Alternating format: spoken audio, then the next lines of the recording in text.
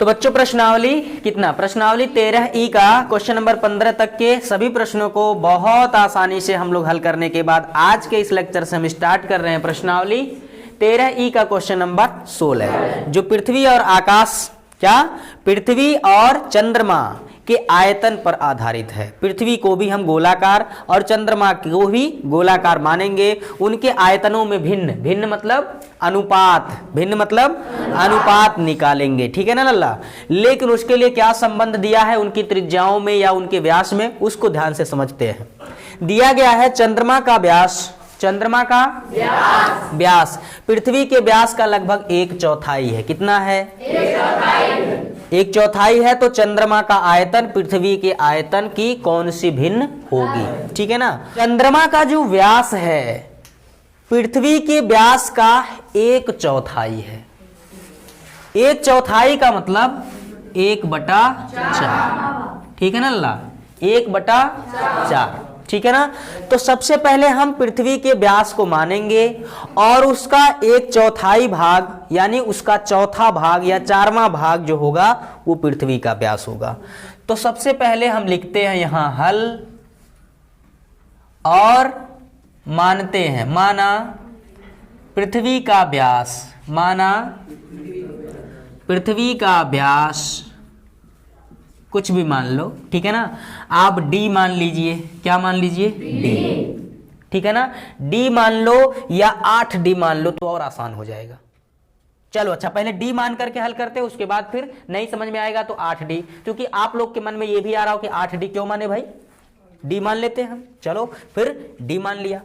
तो पृथ्वी का व्यास कितना लल्ला? d। तो अगर व्यास d है तो क्या आप लोग बता सकते हैं कि त्रिज्या कितनी होगी? त्रिज्या r1 मान लेते हैं, ठीक है ना। त्रिज्या होगा व्यास का आधा यानी d/2। बोलो होगा कि नहीं होगा? बिल्कुल होगा। अब चलिए, तो चंद्रमा का व्यास, प्रश्नानुसार चंद्रमा, चंदा मामा का व्यास, ठीक है ना। पृथ्वी के व्यास का 1/4वां भाग है चंद्रमा का व्यास, यानी चंद्रमा का जो व्यास होगा पृथ्वी के व्यास d का 1/4वां, ठीक है ना। d का 1/4वां मतलब उसके बटा कितना? 4, या ऐसे लिख लो d गुणे 1/4। तो कितना होगा? d का 1 में गुणा करेंगे d/4। यही होगा कि नहीं होगा? समझ में आया सबको? तो अगर पृथ्वी का व्यास d है तो हमने चंद्रमा का व्यास प्रश्नानुसार कितना पाया? d/4। तो चंद्रमा की त्रिज्या, चंद्रमा की त्रिज्या r2 अगर हम कह लें तो वो भी व्यास बटा 2 होगा। होगा कि नहीं होगा? चंद्रमा का व्यास कितना है लल्ला? d/4। तो व्यास d/4, इसको क्या पढ़ेंगे? d/4। ये व्यास हो गया और व्यास बटा 2, ठीक है ना। अब इसके बटे 1 मानेंगे, सबसे नीचे वाली संख्या का सबसे ऊपर में गुणा होता है, तो सबसे नीचे 1 है उसका d में होगा, तो d 1 कम d, 4 का 2 में होगा, 4 दूना 8। कुछ बात समझ में आया? तो अगर पृथ्वी का व्यास d तो उसकी त्रिज्या d/2, चंद्रमा का व्यास d/4 तो उसकी त्रिज्या d/8। कुछ बात समझ में आया? अब फटाफट निकालेंगे आयतन। तो मैं लिखता हूं चंद्रमा, पहले जो कहा है चंद्रमा का आयतन और पृथ्वी के आयतन, इनका अनुपात, ठीक है ना। चंद्रमा का आयतन ऊपर v1 मान लीजिए, कोई दिक्कत या नहीं? इसमें चंद्रमा की त्रिज्या को r2 माने हैं तो इसके आयतन को v2 मान लेते, कोई दिक्कत नहीं है, कुछ भी मान लीजिए, ठीक। चंद्रमा का आयतन v2 बटा पृथ्वी का आयतन, भिन्न मतलब अनुपात, किसका आयतन?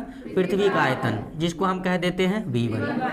अब लल्ला चंद्रमा हो या पृथ्वी, ठीक है, चंद्रमा हो या पृथ्वी, उनको हम कैसा मानेंगे? गोलाकार। कैसा? गोलाकार। और गोले के आयतन का सूत्र लगाएंगे, ठीक है ना। तो चलिए चलिए चलिए पूछते हैं प्रियांशु जायसवाल से, गोले के आयतन का सूत्र बताइए। 4/3 πr3। एक्सीलेंट। चंद्रमा का आयतन 4/3 πr3, लेकिन चंद्रमा का ये त्रिज्या है, उसको हमने क्या माना है लल्ला? R2 बटे पृथ्वी का आयतन वो भी गोलाकार है, उसका भी आयतन 4/3 पाई आर क्यूब, लेकिन पृथ्वी की त्रिज्या क्या माने हैं? R1। बोले बात समझ में आया? ये 4/3 पाई 4/3 पाई की निर्मम खत्म। समझ गए? क्या आ गया लल्ला? R2 क्यूब बटा R1 क्यूब, यानी ऊपर वाली संख्या का भी क्यूब और नीचे वाली संख्या का भी क्यूब। तो क्या होगा? R2 बटा R1 का होल क्यूब। ऊपर भी 3 नीचे भी 3 घात है, तो मैंने संपूर्ण पद R2 बटा R1 का होल क्यूब कह दिया। कोई दिक्कत? अच्छा जी, अब देखो फटाफट मान रखो लल्ला। देखो R2 का मान कितना? R2 का मान D बटा 8, तो ये हो जाएगा D बटे 8 पूरे के बटा। R1 का मान D बटे 2, संपूर्ण की घात कितना है? 3। ठीक है, नीचे एक लाइन दिखेगा क्या? निपटा देते हैं फिर। देखो अब कोष्ठक के अंदर का ये पहला पद, ये दूसरा, ये तीसरा, ये चौथा, ठीक है ना। तो जब भी इस तरह से होता है 1/2 पूरे की बटा 3/4 कुछ भी हो, तो सबसे नीचे वाले का गुणा सबसे ऊपर और मध्य वाले पदों का आपस में, यानी 1 का गुणा सबसे नीचे वाले पद का सबसे ऊपर वाले में और बीच वाले दोनों पदों का आपस में गुणा करते हैं। समझ में आया सबको? तो सबसे नीचे वाले, देखो ये पहला, दूसरा, तीसरा, चौथा, सबसे नीचे वाले का सबसे ऊपर, ठीक है ना। तो D में गुणा होगा 2 का और यहाँ 8 में गुणा होगा D का, यानी D गुणे 8 या 8 गुणे D का, बोलो क्या? Whole cube. तो ये है D से D खत्म, 2 एक कम, 2 चौके, यानी 1/4। अब यहीं आगे लिख देते हैं 1/4 बचा और उसका क्या लल्ला? Whole cube. 1 का क्यूब 1 गुणे 1 गुणे 1 कितना होगा? और 4 का क्यूब 4 गुणे 4 गुणे 4, 4 चौके 16 चौके 64, यानी चंद्रमा का आयतन V2 बटा पृथ्वी का आयतन V1 का जो रेशियो यानी अनुपात यानी भिन्न आ रहा है वो 1/4, 1/64। 1/64 को अनुपात में अगर लिखना चाहें तो 1/64। लो जी, ये हो गया क्या? हमारी चंद्रमा और हमारी पृथ्वी के आयतन का अनुपात, जब उनके अंदर व्यास का संबंध क्या हो कि चंद्रमा का व्यास पृथ्वी के व्यास का 1/4 भाग हो। ठीक है ना। तो आई होप आप लोग को समझ में आ गया होगा। मैं इससे पहले वाला तरीका जो कह रहा था वो कैसे कह रहा था, देखो समझो जरा, बता दें, रहने दें, वही है, बस मानने वाली बात है, वही फर्क पड़ेगा। छोड़ो, हटाओ, रहने दो। चलिए नोट करो, समझ में तो आ गया है ना।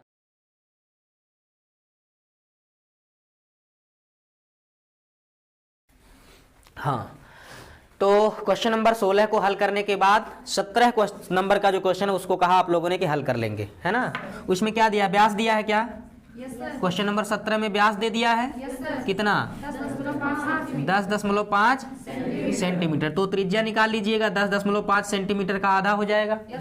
उसके बाद कहा जा रहा है कि उस पात्र में कितना लीटर दूध आएगा, कितना। तो इसके बाद क्या करेंगे, वो जो अर्धगोलाकार पात्र है या बर्तन है उसका आयतन निकाल लेंगे। अर्धगोले का आयतन कितना? 2/3 पाई आर क्यूब। पाई का मान, आई का मान फटाफट आप लोग रखेंगे, हल करेंगे तो घन सेंटीमीटर में आयतन आएगा, क्योंकि त्रिज्या व्यास घन सेंटीमीटर में है, तो इसका जो आयतन है बच्चों ये आएगा घन सेंटीमीटर में। ठीक है ना। तो जितना आयतन होगा उस पात्र का, उस बर्तन का, उतना ही दूध, उतना ही पानी उसमें भरा जा सकता है। सही है ना। लेकिन उसने पूछा है लीटर में, किसमें? लीटर में। तो आपको मालूम है घन सेंटीमीटर को लीटर में कैसे बदलें, कैसे बदलेंगे? 1000 से भाग करेंगे। Very good. कैसे, क्यों करेंगे? क्योंकि 1 लीटर में कितना घन सेंटीमीटर? 1000 घन सेंटीमीटर होता है। ठीक है ना। 1 लीटर में 1000 घन सेंटीमीटर, तो 1 घन सेंटीमीटर में 1/1000 लीटर। समझ में आया। तो आयतन को, अर्धगोले का जो आयतन है उसको निकाल लेंगे घन सेंटीमीटर में, 1000 से भाग करने पर जो भी आयतन आएगा वो लीटर में होगा। समझ में आ गया। तो इस ये तो हल हो जाएगा। हम क्वेश्चन नंबर 18 देखते हैं, इसको मिटा देते हैं। मिटा दे।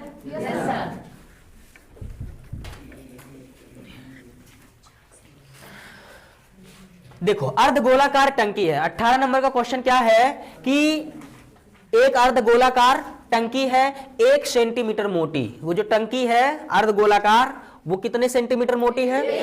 1 सेंटीमीटर मोटी, एक लोहे की चादर से बनी है। इसकी आंतरिक त्रिज्या 1 मीटर है। अब देखना, मोटाई तो सेंटीमीटर में 1 सेंटीमीटर दिया है और उसकी जो आंतरिक त्रिज्या वो 1 मीटर में दिया है। इस टंकी को बनाने में लगे लोहे का आयतन ज्ञात करना है। तो सबसे पहले एक टंकी बनाते हैं सुंदर सी। ये लो, बात समझ में आया आप लोग को? तो ये हो गया टंकी, ठीक है ना, थोड़ा टेढ़ा बन गया है, समझ लीजिएगा टंकी है, ठीक है ना। अब देखो लल्ला, ये अर्धगोलाकार है, कैसा है? तो यहां इसका केंद्र होगा और केंद्र से ये इसकी होगी आंतरिक त्रिज्या। बोलो क्या होगी? आंतरिक त्रिज्या, अंदर की त्रिज्या, ठीक है ना, जिसको मैं कह देता हूं R2, ठीक है ना। और यहां से ये होगी बाहर की त्रिज्या। समझ रहे हैं नहीं समझ रहे हैं? कुछ मोटाई तक है, इतनी मोटाई है, 1 सेंटीमीटर मोटाई है। बाहरी त्रिज्या को R2 मान लीजिए। अच्छा, R2 अंदर वाली त्रिज्या माने हैं, तो बाहर वाली त्रिज्या को क्या मान लीजिए? R1। समझ में आया? अब इसकी जो मोटाई है, ये मोटाई दे दिया गया है कितना सेंटीमीटर? 1 सेंटीमीटर मोटा है, 1 सेंटीमीटर, ठीक है ना। अब देखो त्रिज्या, आंतरिक त्रिज्या जो आपको दिया गया है, अगर उसमें 1 सेंटीमीटर हम जोड़ देंगे तो बाहर वाली त्रिज्या हमको मिल जाएगा कि नहीं मिलेगा? पक्का? तो यहां मैं लिखता हूं आंतरिक त्रिज्या। आंतरिक त्रिज्या जो कि दिया है लल्ला, क्या? R2 माना है और ये दिया गया है 1 मीटर। कितना दिया गया है?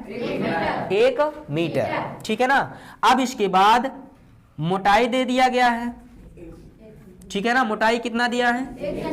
1 सेंटीमीटर। अच्छा, सेंटीमीटर को मीटर में बदलें तो 1 मीटर में 100 सेंटीमीटर, यानी 100 से भाग करें अगर हम लोग तो ये आ जाएगा, बोलो किस में? मीटर में। आएगा कि नहीं?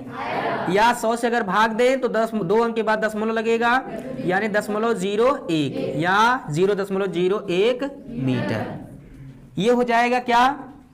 टंकी की मोटाई। टंकी की मोटाई 0.01 मीटर। अब इसके बाद हम निकाल लेंगे यहां पर बाहरी त्रिज्या। क्या निकाल लेंगे? हाँ, टंकी की बाहरी त्रिज्या जिसको मैंने मान लिया है R1, और ये होगा कितना? कैसे निकालेंगे? अंदर वाली त्रिज्या R2 में अगर हम लोग जोड़ दें, किसमें, या ऐसे लिख लेते हैं शब्द में, आंतरिक त्रिज्या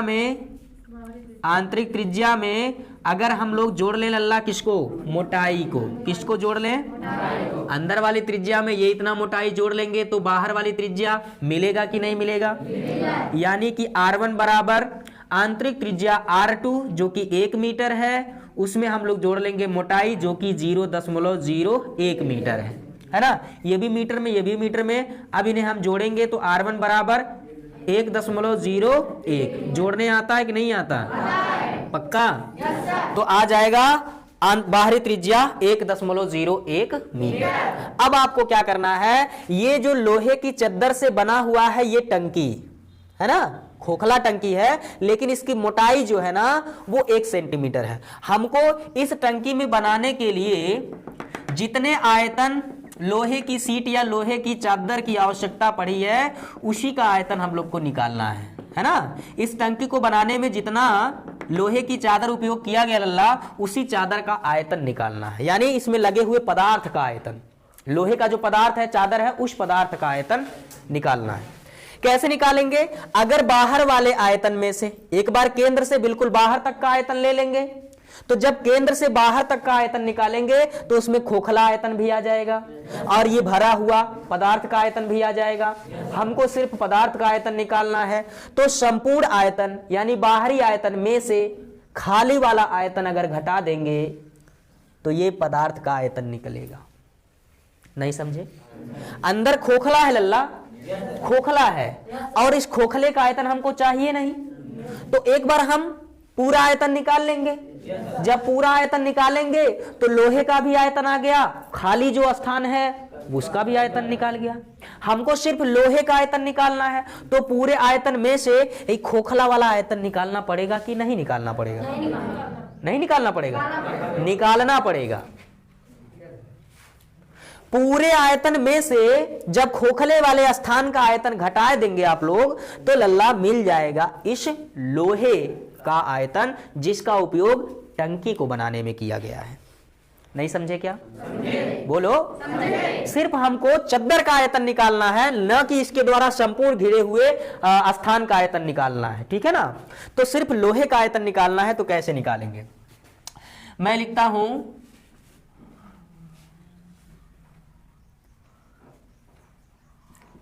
टंकी को बनाने में लगे हुए लोहे का आयतन। लोहे का आयतन, लोहे का आयतन कैसे निकलेगा? यहां पर हम निकाल देंगे क्या? टंकी का बाहरी आयतन। टंकी का बाहरी आयतन कह लो या कुल आयतन कह लो, ठीक है ना।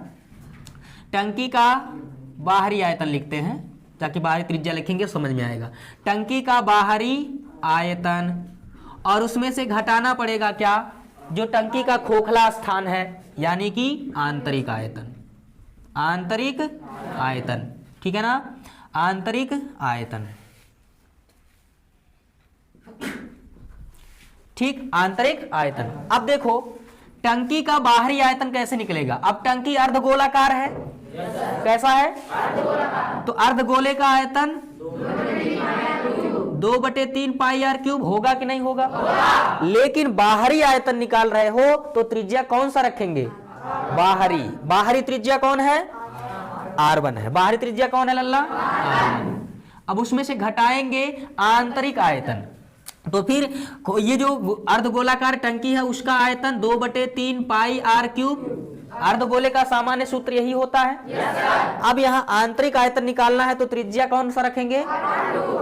आंतरिक। और वो कौन है आंतरिक त्रिज्या? R2। तो यहां मैं लिख देता हूं R2। इतनी बात समझ में आया सबको? अब देखो क्या करेंगे, समझिएगा।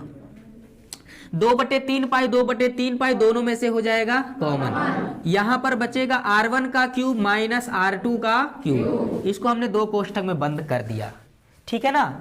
देखो जी 2/3 पाई मान रखिए। R1 का मान कितना लल्ला?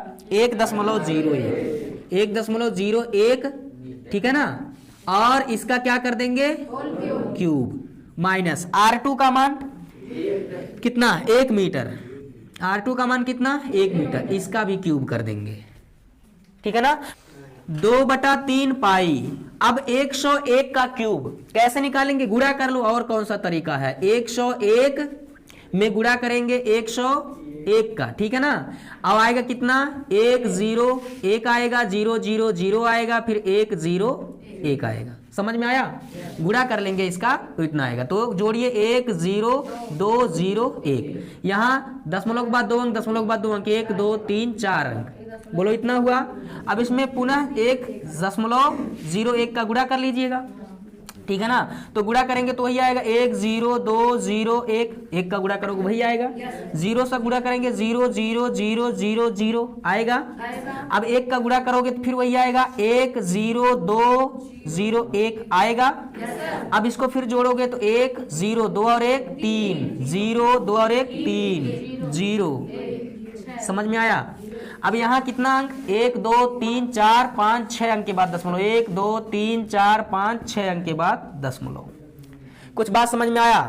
तो आ गया कितना लल्ला? 1.030301 और इसमें 1 का क्यूब कितना? 1। समझ में आया क्या? अच्छा 2/3 पाई। 2/3 पाई। पाई का मान चाहे 22/7 रखो गुणे। अच्छा 1.030301 में से 1 को घटाइए। अब इसमें से जब हम लोग ये जो संख्या हमको प्राप्त हुई है इसमें से घटाएंगे 1। ये दशमलव 1 है ना, 1.00000 ऐसे लिख लेंगे। घटाएंगे तो ये तो 0 होगा, बाकी सब इधर इधर से घटाते हैं ना। तो कितना आएगा? 1 0, यानी 0 घटाएंगे तो वही संख्या प्राप्त होगा 3030। क्या आया? 0.030301 है ना। तो इसमें से जब इसको घटाएंगे तो आएगा 0.03 छिच्छी 0.030301 आएगा कि नहीं आएगा? अब इसको काटिए पीटिए भाई। क्या करिए? काटिए। और कैसे कटेगा? अब 3 से इसको डिवाइड करो, ठीक है ना। तो क्या आएगा? 0.03 से 3 में भाग 1 हो जाएगा। 0 3 एक कम 3, 0 1 में भाग देंगे तो दशमलव लगा 1 0 दशमलव 1 0 बढ़ाएंगे तो 1 0 बढ़ जाएगा और 3 तिरैया 9 हो जाएगा, फिर 1 बचेगा, फिर 3 तिरैया 9, ऐसा बढ़ता चला जाएगा। ठीक है ना। तो अब देखिए, अब ये जो संख्या प्राप्त हो रही है इसको 7 से डिवाइड करेंगे। किससे? 7 से डिवाइड करेंगे तो आएगा 0 दशमलव, ये 0 है। इस अंक के बाद ये 2 अंक काटेंगे यानी डिवाइड करेंगे तो यहाँ 0 लगाना पड़ेगा। अब 10 को 7 से भाग देंगे तो 7 एक कम 7 आएगा। ठीक है ना। 7 एक कम 7, यहाँ 3 आ गया 31, 7 चौके 28, 3 बच गया यहाँ 30, 7 चौके 28, 2 बच गया यहाँ 20, 7 दूना 14, 6 बच गया 63, 7 नवा 63। ठीक है, 3 बचेगा, रहने दो भी। ठीक, अब आया कितना 22, 2 गुणे 22 गुणे 0.001442 9, 2 9 को 3 लिख सकते हैं, कोई दिक्कत नहीं। 2 9 को सिर्फ क्या लिख दीजिए, नहीं रहने दो, कोई दिक्कत नहीं है। आगे 22 का इसमें गुणा करेंगे तो 22 नवा 198 को कितना 8 लिखेंगे, बचा कितना 19, 22 दूना 44। ठीक है, 9 4 13, 4 5 और 1 6, 63, 63 को 3 हो जाएगा, 6 बच गया और 22 चौके 88, 88 और 6 94 को 4 लिखेंगे, कितना बच गया 9, 22 चौके पुनः 88, 88 और 9 97 को 7 लिख दिया, कितना बच गया 9। ठीक है ना। और 22 एक कम 22 और 9 31, कितना आ गया 31 और यहाँ 1 0 बचेगा दशमलव, ये थोड़ा सा खिसका देते हैं। ठीक है ना। आ गया 2 गुणे 0.0317438। अब इसका गुणा कराइए, 2 8 16। ठीक है, 2 3 6 और 1 7, 2 चौके 8, 2 7 14 को 4, 2 एक कम 2 और 1 3, 2 3 6 और यह आ जाएगा 0.6 यानी 0.06347 लगभग इतना घन मीटर। ठीक है ना। अभी कोई शक संदेह लगे तो लिख देना क्या लगभग। समझ में आया कि नहीं आया? जो हिम्मत ना हारे वो जिंदगी संवारे। ठीक है ना। लगे रहो कैलकुलेशन में, छोड़ना नहीं है जब तक इसके इरादों को नेश नाबूद नहीं कर देते। ठीक है ना। कैलकुलेशन की खोपड़ी में सीधे छेद करना होगा। ठीक, सो नोट करिए फटाफट, आगे चलते हैं।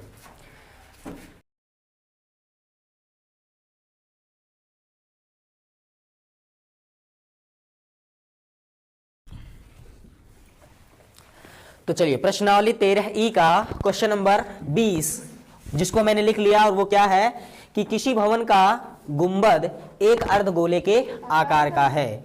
अंदर से इसमें सफेदी कराने में, अंदर से जैसे ये कमरा है, कमरे को अंदर से सफेदी करवाने के लिए या पेंट कराने के लिए जो व्यय यानी खर्च पड़ता है 498 रुपये 96 पैसे, यानी कि 498.96 रुपए व्यय होते हैं, खर्च होते हैं। और यदि सफेदी कराने की जो दर है वो 2 रुपया प्रति वर्ग मीटर है, यानी 1 वर्ग मीटर का जो व्यय आता है सफेदी कराने में वह 2 रुपया आता है। तो हमको ज्ञात करना है, क्या ज्ञात करना है?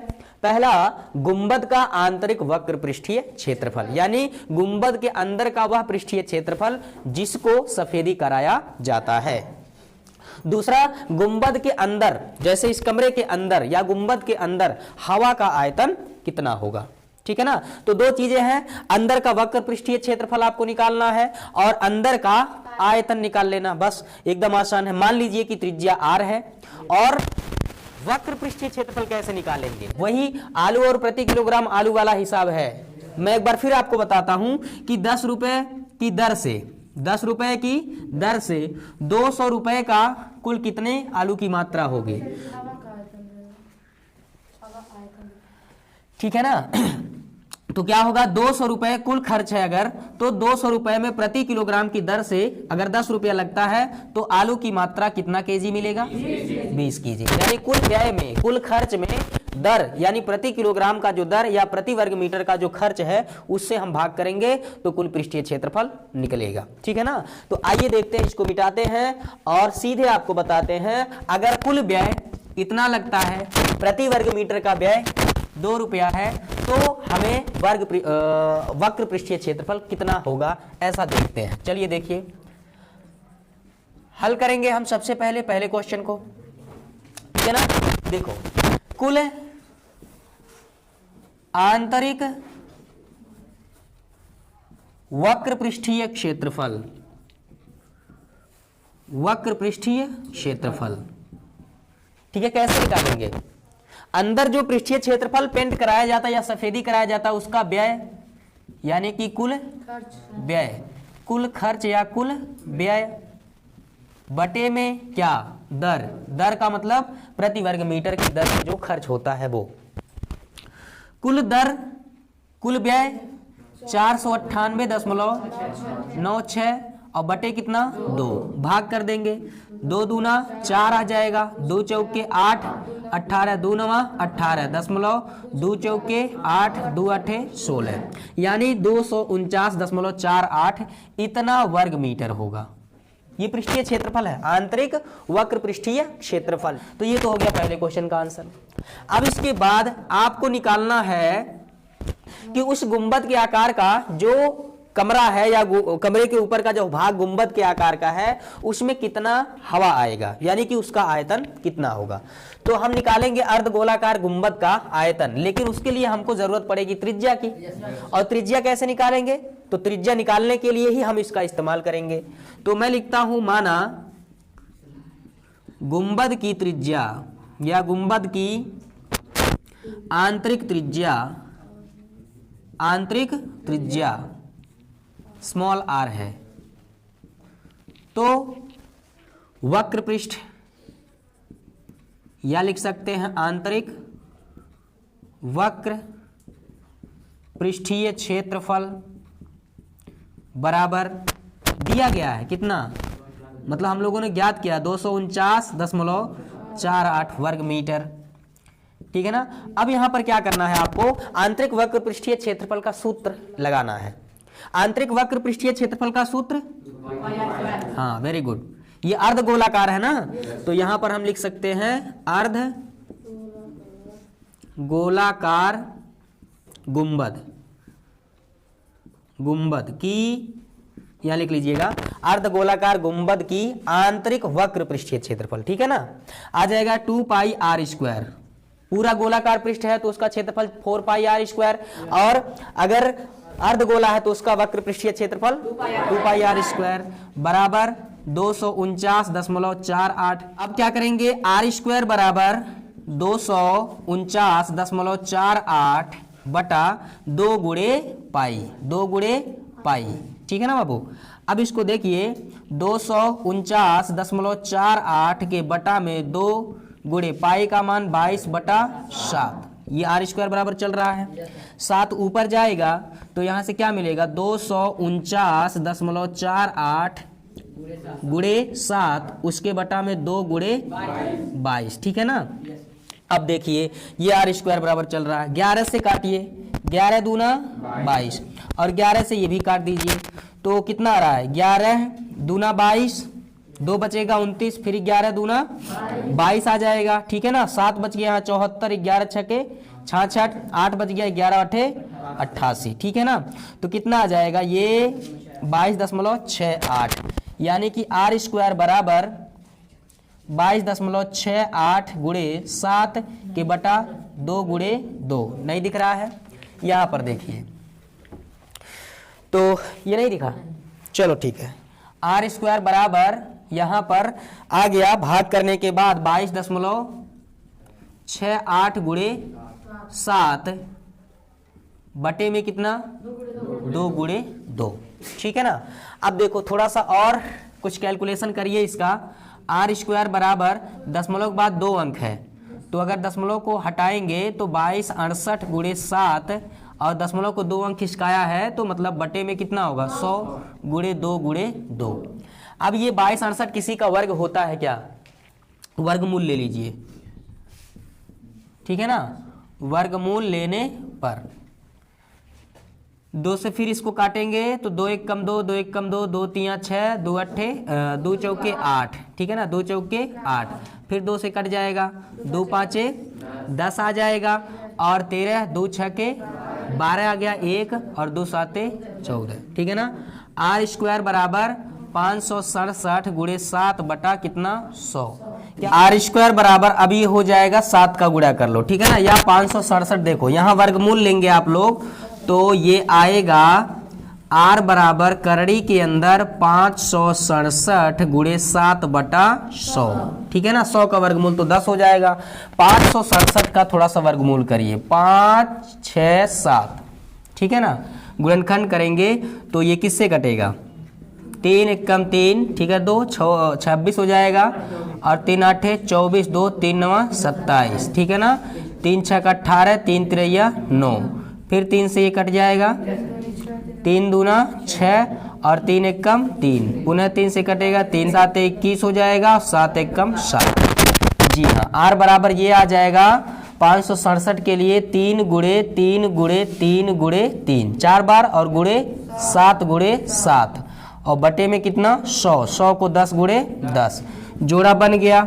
3 यहाँ एक बार जोड़ा बना तो 3 बाहर, फिर ये भी 3 बाहर, फिर ये भी 7 बाहर बटा 10। ठीक है ना, तो 3 त्रिका 9 और 9 7 63 बटा 10। आर बराबर हो जाएगा 63 बटा कितना 10। समझ में आया? या इसको 6.3 लिख सकते हैं। कितना लिख सकते हैं? 6.3। अब आपको क्या करना है, आयतन निकालना है। तो कहाँ निकाला जाए, वहां स्पेस नहीं है, यहां देख लीजिए, कोई दिक्कत? देखो तो गुंबद का आयतन, ठीक है ना, गुंबद का आंतरिक आयतन, ठीक है ना, या सिर्फ आयतन लिख लेंगे, गुंबद का आयतन, ठीक है ना। गोले अर्धगोले का आयतन 2/3 पाई आर क्यूब होता है। मान रखिए 2/3, पाई का मान 22/7, आर का मान अभी अभी निकाला 63/10, और इसका होल क्यूब। ठीक है ना, तो यह आ जाएगा 2/3 गुणे 22/7, 63 का क्यूब 63 गुणे 63 गुणे 63। ठीक है ना बाबू, 63, और बटे में कितना 10 गुणे 10 गुणे 10। ठीक है ना, 7 से काटिए, 7 9 63, और 3 से 9 कट जाएगा, 3 3 9। ठीक है ना। अच्छा जी, अब देखो ये रहने दो इसको, 22 दूना 44, या 22 गुणे 63 गुणे 63 कितना आएगा, 3 दूना 6, 63 गुणे 63 39 69, इतना आएगा क्या, 63 गुणे 63 39 69 आएगा, और बटे 10 गुणे 10 गुणे 10 यानी 1000 लिख लीजिए, कोई दिक्कत? अच्छा, अब फिर गुणा कर डालो, 2 गुणे ये 22 का 6 का इसमें गुणा करेंगे, कितना आ जाएगा, 6 9 54, 4 5 के बच गया, और 6 6 के 36, 36 और 5 41 को 1 4 बच गया, और 6 9 54, 54 और 4 कितना हो जाएगा, 58 को 8 5, और 6 3 18, 18 और 5 23। ठीक है ना, 23 814 बटा 1000। ठीक है ना।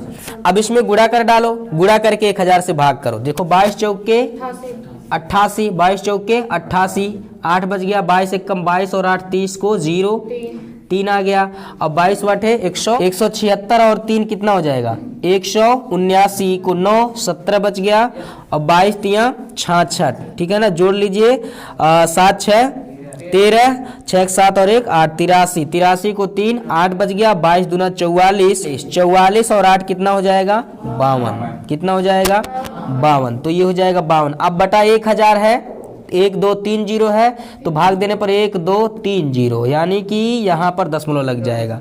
कितना आएगा, 52 523.908।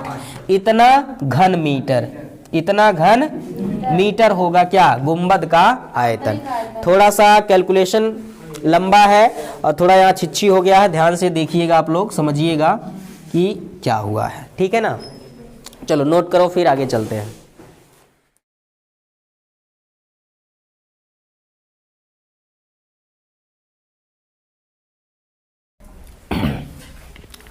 सो चलिए बच्चों, क्वेश्चन नंबर 20 को हल करने के बाद अब हम क्वेश्चन नंबर 21 देखते हैं, जिसमें क्या दिया गया है, लोहे के 27 कितना 27 गोलों को पिघलाकर जिनमें से प्रत्येक की त्रिज्या, जो 27 गोले हैं उनमें प्रत्येक की त्रिज्या कितना है, r है, और पृष्ठीय क्षेत्रफल यस है। ये 5 नहीं है बाबू, ये क्या है, यस है, पृष्ठीय क्षेत्रफल यस है। एक बड़ा गोला बनाया जाता है जिसका पृष्ठीय क्षेत्रफल यस डैश है। ज्ञात क्या करना है हम लोगों को, नए गोले की त्रिज्या जिसको आर डैश माना गया है वो कितना होगा, और जो छोटा गोला है यस और बड़ा गोला है उसकी त्रिज्या उसका पृष्ठीय क्षेत्रफल यस डैश, इन दोनों में यानी छोटे वाले गोले और बड़े वाले गोलों की पृष्ठीय क्षेत्रफल का अनुपात क्या होगा। क्वेश्चन का पहले कॉन्सेप्ट समझो, उसके बाद हल करना बेहद आसान हो जाएगा। 27 छोटे छोटे गोले हैं, कितने 27 छोटे छोटे गोले हैं, इनको पिघला करके एक बड़ा सा गोला बनाया जाता है, ठीक है ना। 27 छोटे छोटे गोलों को क्या किया जाता है, पिघला करके एक बड़ा सा गोला बनाया जाता है। तो ऐसे छोटे छोटे जो गोले हैं इनमें प्रत्येक गोले की त्रिज्या स्मॉल आर है, प्रत्येक गोले की त्रिज्या स्मॉल आर है और प्रत्येक का पृष्ठीय क्षेत्रफल यस है। जब इन सभी को पिघला करके एक बड़ा सा गोला बनाया जाता है तो उस बड़े वाले गोले की त्रिज्या क्या है, आर डैश है, ये हमको निकालना है। और इस बड़े गोले का पृष्ठीय क्षेत्रफल यस है, यस डैश है, क्या है, यस डैश। कुछ बात समझ में आया। तो इस टाइप के क्वेश्चन का कॉन्सेप्ट आप लोग पहले भी इस्तेमाल कर लिए हैं। जब भी हम लोग 2 या 2 से अधिक गोलों को पिघला करके एक बड़ा सा गोला बनाते हैं तो उन छोटे छोटे गोलों का आयतन जो होता है नए बने हुए बड़े गोले के आयतन के बराबर होता है। कुछ बात समझ में आया। तो हमको क्या करना है, 27 छोटे गोले का आयतन बराबर एक बड़े गोले का आयतन। पहले क्वेश्चन का कॉन्सेप्ट तो यही है। फिर उसके बाद क्या करना है, छोटे गोले का पृष्ठीय क्षेत्रफल और बड़े वाले गोले के पृष्ठीय क्षेत्रफल का अनुपात निकालना है, ठीक है ना। तो चलिए पहले वाले क्वेश्चन को हल करते हैं। देखिए, नए बने गोले का आयतन, ठीक है ना, जो नया वाला गोला बना है उसका आयतन किसके बराबर होगा, 27 छोटे गोले का आयतन। समझ गए, नया जो बड़ा वाला गोला बना है उस बड़े वाले गोले का आयतन जो है 2700 छोटे गोलों के आयतनों के योगफल के बराबर। या तो सबका अलग अलग निकालो, जोड़ोगे, सबकी त्रिज्या समान है तो आएगा 27 बार। 27 बार यानी 27 गुणे छोटे गोले का आयतन, यानी 27 गुणे एक छोटे गोले का आयतन, ऐसा आप लोग कह सकते हो। कुछ बात समझ में आया। अब जो नया गोला बना है इसकी त्रिज्या आर डैश है, तो नए गोले का आयतन 4/3 पाई आर क्यूब, ये गोले के आयतन का सामान्य सूत्र होता है 4/3 पाई आर क्यूब। अब यहां पर देखो लल्ला, जो नया वाला गोला है उसकी त्रिज्या आर डैश है, तो यहां पर हमको क्या लिखना पड़ेगा, आर डैश का होल क्यूब। समझ में आया, बराबर 27 गुणे छोटे गोले का आयतन। एक छोटे वाले गोले का आयतन 4/3 पाई आर क्यूब, बोलो होगा। इसकी त्रिज्या आर है तो 4/3 पाई आर क्यूब होगा। समझ में आया। अब ये देख लो जी, ये हो जाएगा 3 9 27, बोलो हो जाएगा। पक्षांतर करोगे तो 4 से 4 कट जाएगा, पाई से पाई कट जाएगा। नहीं समझे क्या, ये जो गुणा में ऊपर है पक्षांतर करने पे बटे जाएंगे, 4 से 4 कट जाएगा, पाई से पाई कट जाएगा। यहाँ आर डैश का क्यूब बटा कितना 3 और बराबर यहाँ कितना आ गया 9 आर क्यूब, ठीक है ना। तिरछा गुणा कर दो, आर डैश का क्यूब बराबर 9 3 27 आर क्यूब, या लिख सकते हो आर डैश का होल क्यूब बराबर 27 किसका क्यूब है 3 का, तो इसको लिख सकते हैं 3 आर का होल क्यूब। 3 का क्यूब 27, आर का क्यूब आर क्यूब। अब दोनों पक्षों का घन आ गया है, आप घनमूल ले लीजिए। क्या ले लीजिए, घनमूल लेने पर, घनमूल लेंगे घात 3 खत्म, ठीक है। आर डैश बराबर 3 आर, ठीक है ना। तो ये हो गया इस तरह से नए वाले गोले की जो त्रिज्या है छोटे वाले गोले की त्रिज्या का कितना गुना 3 गुना होगा, यानी नए गोले की त्रिज्या आर डैश किसके बराबर होगा 3 आर के बराबर। समझ में आया। क्या ये मुश्किल था, बिल्कुल नहीं। एकदम कॉन्सेप्ट को समझ लिया तो फिर एकदम आसान हो जाए। नया वाला जो गोला बना है उसका आयतन 2700 छोटे गोलों के आयतनों के योगफल के बराबर होगा। चलिए अब आगे चलते हैं। अब यहां लिखते हैं दूसरा वाला क्वेश्चन। दूसरा क्वेश्चन क्या है कि यस और एस डैश का अनुपात, ठीक है ना। यानी एस कौन है, छोटे गोले का पृष्ठीय क्षेत्रफल है, यस डैश क्या है, बड़े गोले का पृष्ठीय क्षेत्रफल। तो मैं यहां लिखता हूं छोटे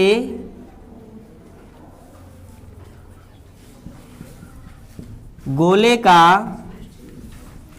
पृष्ठीय क्षेत्रफल या पृष्ठ क्षेत्रफल, ठीक है ना। छोटे गोले का पृष्ठ क्षेत्रफल यस बटा बड़े गोले का पृष्ठ क्षेत्रफल या पृष्ठीय क्षेत्रफल। पृष्ठ क्षेत्रफल लिख देते हैं सिर्फ पृष्ठ क्षेत्रफल, ये यस डैश है। अच्छा जी, गोले के पृष्ठीय क्षेत्रफल का सूत्र आपको मालूम है, क्या होता है, 4 पाई आर स्क्वायर। ये सामान्य सूत्र है। लेकिन छोटे गोले का जो त्रिज्या है वो कितना है, आर, तो ये आर का क्यूब होगा बटे बड़े गोले का पृष्ठीय क्षेत्रफल 4 पाई आर डैश स्क्वायर, है ना, होगा तो 4 पाई आर स्क्वायर। लेकिन बड़े गोले या नए गोले का जो त्रिज्या है वो आर डैश दिया गया है, इसलिए यहाँ आर डैश का स्क्वायर होगा। 4 पाई से 4 पाई की निर्मम हत्या, आ गया लल्ला क्या, आर स्क्वायर बटे आर डैश का स्क्वायर। समझ गए, ऊपर भी स्क्वायर नीचे भी स्क्वायर, तो आप लिख सकते हो आर बटा आर डैश का होल स्क्वायर, लिख सकते हो। अच्छा जी, आर बटा आर डैश, आर डैश का मान किसके बराबर लिखा जा सकता है, आर डैश बराबर लिखा जा सकता है 3r, और इसका क्या, होल स्क्वायर। आर से आर कट जाएगा, 1 आ जाएगा, 1 बटे 3 का स्क्वायर, ठीक है ना। 1 का स्क्वायर 1 और 3 का स्क्वायर 9, यानी कि यस अनुपाते यस डैश जो आएगा लल्ला वो कितना आएगा, 1 अनुपाते 9 आएगा। आसान है, समझ में आ गया, नोट करिए।